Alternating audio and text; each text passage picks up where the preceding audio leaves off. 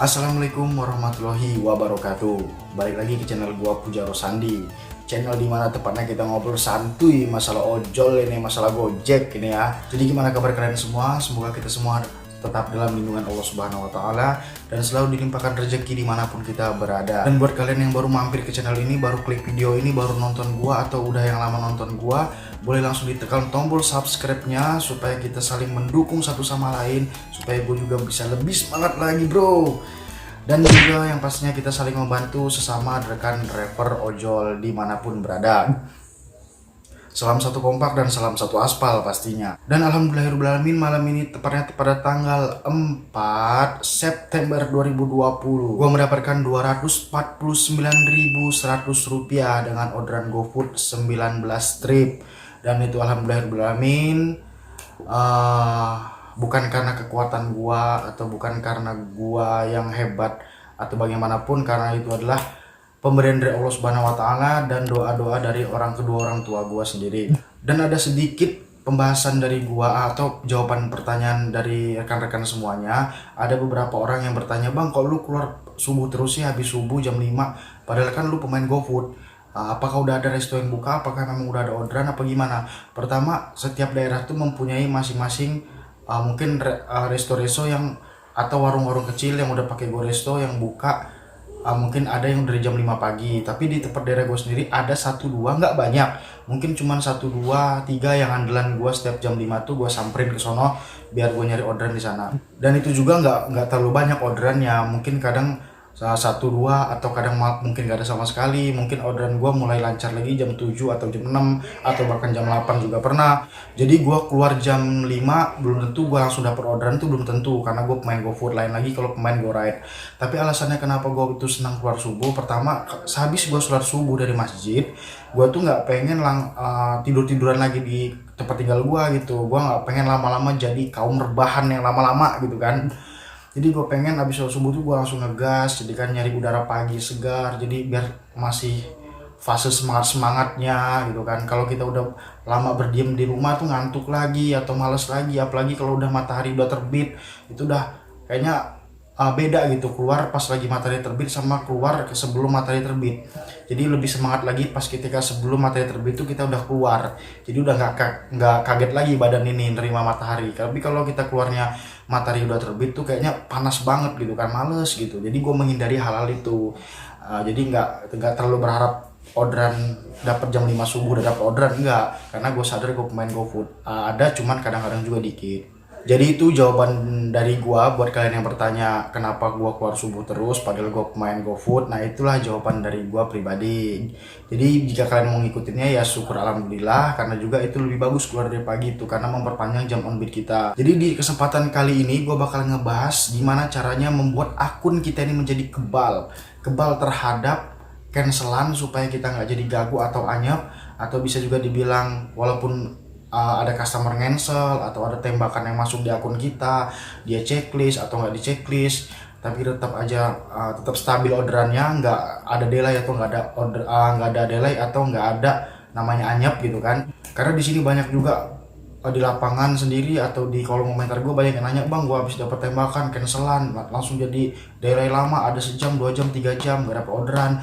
Nah, di sini gue bakal ngebahas penyebabnya dan gimana caranya membuat akun kita kebal terhadap orderan-orderan fiktif tersebut atau orderan cancelan yang bisa membuatkan akun kita bapuk lagi. Jadi saran dari gua, tonton sampai akhir video ini supaya kalian nggak gagal paham dan jangan setengah-setengah. Karena yang namanya setengah-setengah itu nggak enak. Apapun itu yang setengah-setengah pasti nggak enak. Langsung saja, yang pertama itu sebelum kalian mendapatkan orderan fiktif atau tembakan tersebut, usahakan sebulan atau 2 bulan itu kalian jangan mengcancel sama sekali. Nah, sering kan video gua, mungkin kalian udah sering bosen denger gua ngomong jangan cancel. Memang itu salah satu yang membuat kita tuh akun kita tuh kebal terhadap nih penyakit gagu nih. Kita anggap aja gagu sama anyep ini adalah sebuah penyakit. Nah, dan akun kita ini adalah diri kita sendiri. Jadi gimana caranya supaya akun kita ini kebal terhadap penyakit itu? Jadi kita harus membuat tameng sekuat mungkin. Nah, tamengnya berupa apa? Salah satu tamengnya berupa jangan ada cancelan sebulan atau 2 bulan lebih. Gue juga kalau bisa tuh mulai dari, mungkin kalian yang sering cancel tuh mulai detik ini juga jangan ada cancelan lagi, sampai kalau bisa sampai kalian tuh nggak ngojek lagi, jangan sampai ada cancelan. Banyak cara kok, nanti gua terangin. Jadi jangan ada cancelan. Alasannya kenapa di sini jangan ada cancelan, karena Gojek itu menilai kita, udah gue ceritain di video gue sebelumnya, menilai kita tuh menilai semua driver ini 2 minggu sekali, maupun performanya atau jam on beatnya atau penilaian dari customer, penyelesaian kita di lapangan tiap harinya 2 minggu sekali diakumulasi, dan hasilnya itu akan berdampak pada 2 minggu ke depannya. Kalau orderan kita bagus, ya 2 minggu depannya kita bagus gitu kan. Kalau masih goyang, masih belum stabil, ya 2 minggu juga belum stabil gitu. Sistem prioritas ini yang gue perhatiin sendiri di lapangan. Jadi makanya jangan cancel, itu salah satunya. Kalau seandainya kalian nggak pernah cancel selama sebulan, 2 bulan, 3 bulan nggak pernah cancel 100% performa, dan ketika kalian mendapatkan tembakan yang bisa mengurangi performa kalian, insya Allah akun kalian nggak terjadi delay yang parah lama gitu kan, atau nggak jadi gagu lagi gitu. Karena cancelan itu merupakan pengganti kita gitu. Jadi selama 3 bulan nggak cancel dan dapat orderan fiktif atau gimana yang harus kita cancel, ngurangin performa, dan itu insya Allah nggak terjadi waktu delay yang lama gitu. Alhamdulillah masih terus aja, karena gue juga sering ngedapetin orang-orang tembakan dan segala macam, tapi alhamdulillah nggak terjadi masalah di akun gua. Dan di sini juga pasti banyak pertanyaan, bang gimana caranya nggak ada cancel sama sekali, kan ada aja kendala di lapangan ataupun itu. Nah sini gua kasih contoh cerita gua, ada 2 cerita gua yang menarik untuk diceritakan. Jadi salah satu gua ini orang yang memang bener-bener nggak mau cancel apapun itu. Gimana caranya gua harus berpikir keras kalau dapat orderan yang nggak sesuai dengan kapasitas gua sendiri gitu kan. Jadi contohnya begini, gua kisaran 3 minggu atau 4 minggu yang lalu itu gue dapat orderan gosen ya. Gosen itu jarak kirimnya sekitar 15 sampai 17 kilo.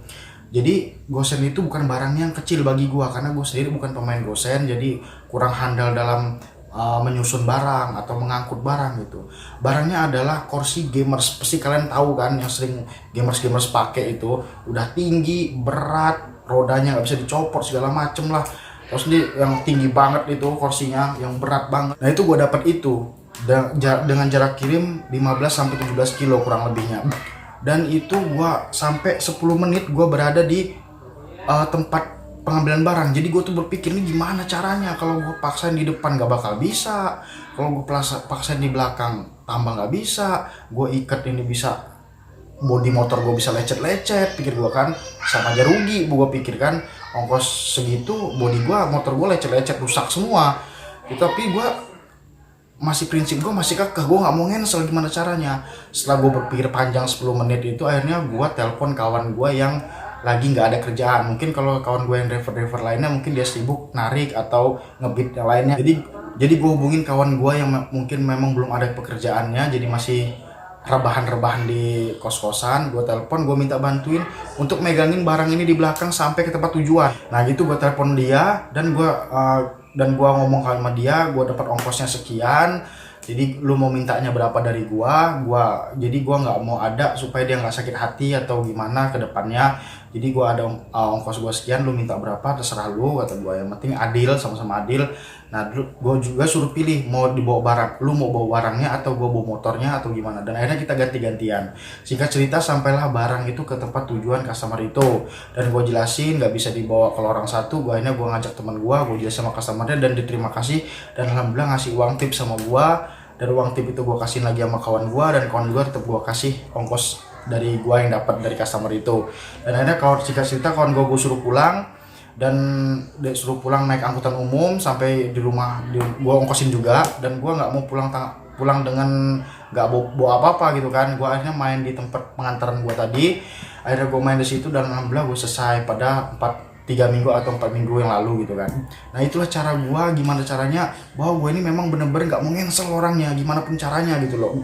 Yang kedua juga ada cerita lagi, gue dapet sekitar sebulan yang lalu apa 2 bulan yang lalu gitu lah, gue nggak ingat lagi pastinya, tapi gue ingat ceritanya. Gue dapet orderan GoFood yang udah gue resto super nih ya, nggak bisa di cancel dong dari pihak resto sama pihak drivernya atau pihak customernya. Dengan alasan customer ini pas udah order dia langsung nelpon bahwa dia langsung marah-marah nggak jadi ordernya karena salah apa gimana. Kebetulan itu masih pagi. Dan gue jelasin pelan-pelan, gue berusaha mengontrol emosi dia dan emosi gue juga kesel lah posisinya, kok dia yang order, dia yang salah, dia yang marah-marah gitu kan. Gue jelasin, bu ini Goristo Super sudah nggak bisa di cancel, yang bisa cancel hanya pihak customer service. Nah yaudah teleponnya customer service-nya mas suruh cancel gini gini gini gini. Dan gua berusaha menenangkannya, bu gini aja bu, kalau masalah di cancel sih nggak masalah, saya nggak apa-apa, cuman saya minta tolong bu, ini orderan pertama saya, kalau seandainya ini terjadi cancelan saya bakal nggak bisa dapat lagi orderan ke depannya, susah untuk mendapatkan orderan ke depannya.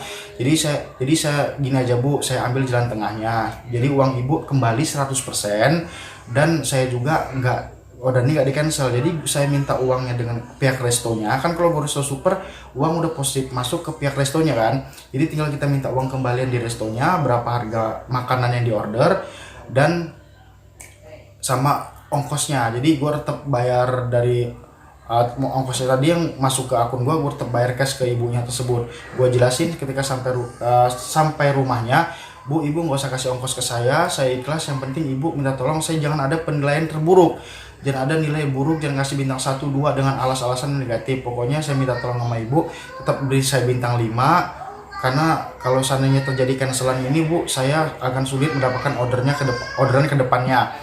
Dan alhamdulillah ibu ini mengerti. Singkat cerita gue dikasih ongkosnya tapi gue tetap nolak, karena gue tetap konsisten, karena gue memang mau nolak dan mau cari amannya aja gitu kan.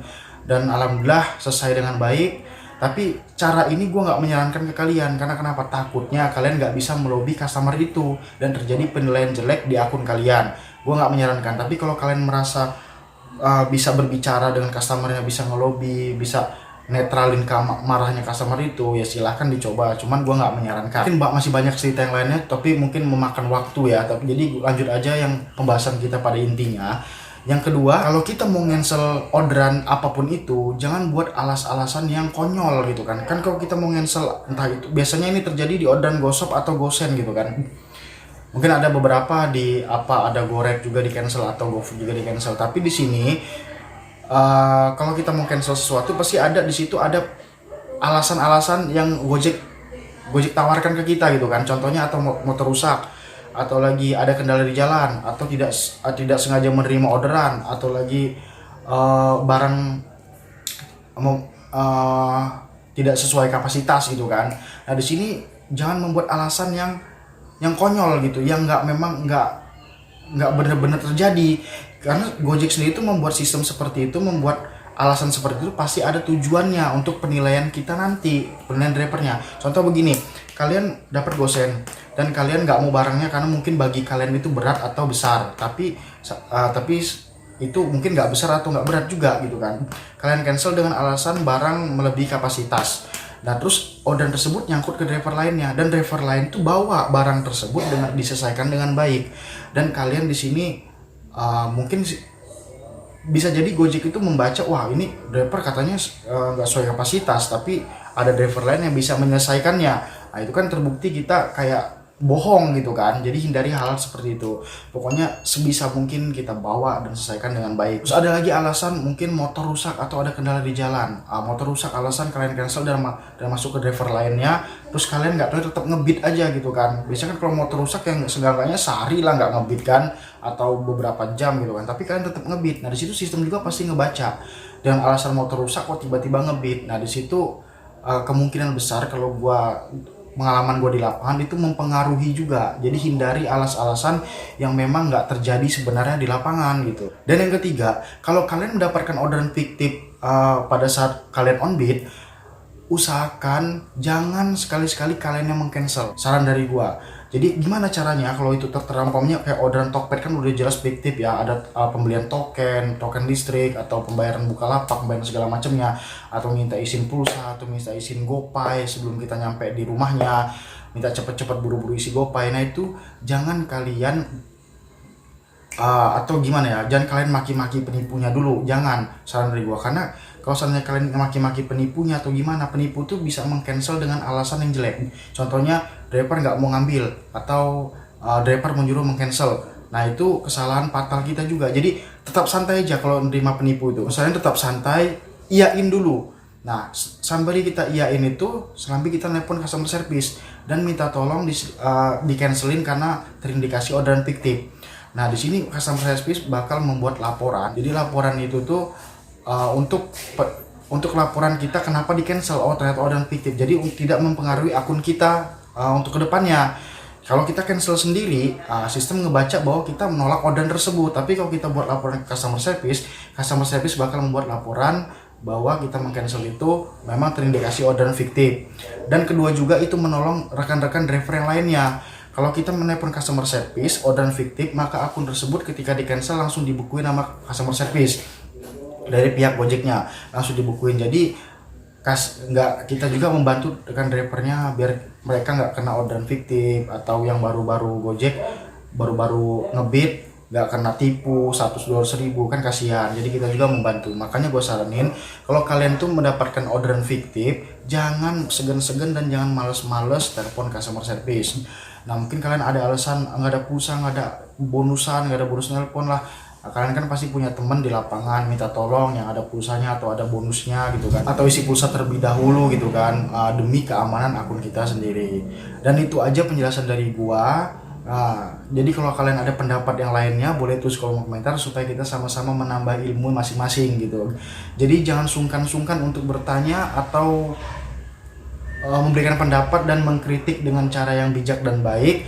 Boleh juga di kolom komentar, boleh juga DM langsung Instagram gua, dan jangan lupa follow terlebih dahulu karena banyak yang komentar juga, bang chatting gua nggak dibalas, DM gua nggak dibalas, tapi nggak ada yang masuk di Instagram gue itu. Ada lumayan juga, kadang sehari 10, ada 11, ada yang juga 5 sehari itu masuk, terus gua jawabin selagi gua nggak sibuk, lagi santai nggak ngebit gitu kan, gua balesin. Nah tapi kalau yang nggak ada, memang nggak ada, ya gimana gua ngebalesnya. Makanya saran gue follow dulu biar masuk DM-nya, masuk DM kalian tuh ke Instagram gua.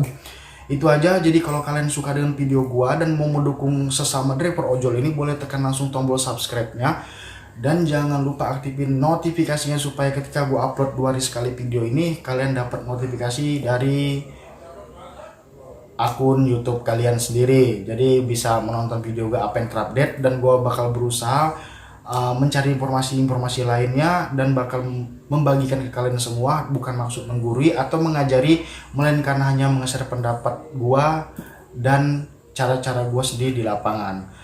Itu aja mungkin, tunggu video selanjutnya. Assalamualaikum warahmatullahi wabarakatuh. Salam satu aspal.